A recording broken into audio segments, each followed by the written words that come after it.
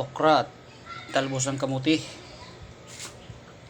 Pakulan lang natin yung sardinas. Saka natin ilalagay yung mga gulay. A few moments later. Lagyan natin mga idol yung okra. Kulong-kulo na.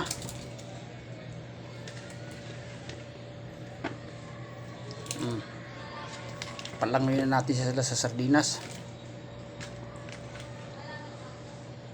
para maluto na.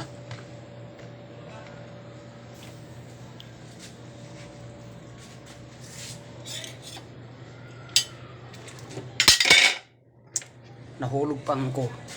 Sara.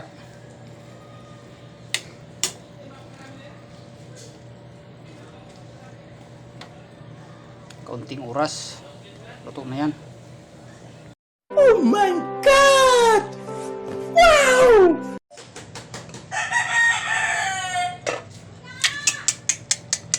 Luto na.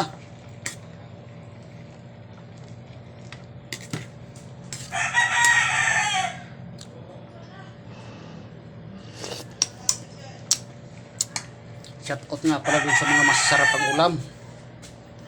Kagaya ng mga nilagang pata,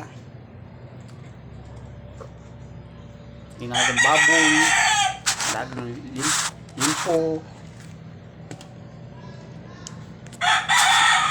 Pag araw-araw ang ulam nyo ganun mga idol, malamang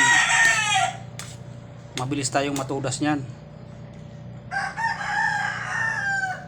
O kaya pag may mga inihaw kayong ganun, mga limpo, bigyan nyo yung kapitbahay nyo para pag inatake kayo may kadamay.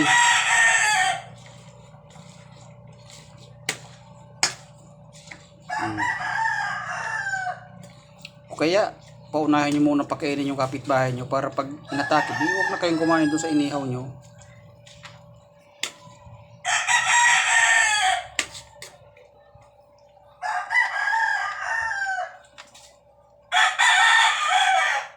Lalo na yung araw-araw baboy, mga nilagang baka,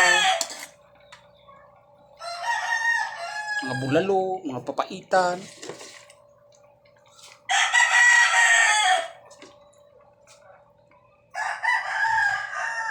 Minsan-minsan magulay tayo para matanggal ang kolesterol sa ating katawan.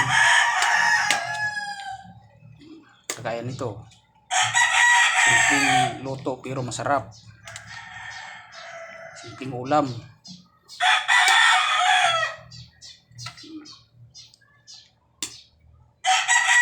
Ready to papa na.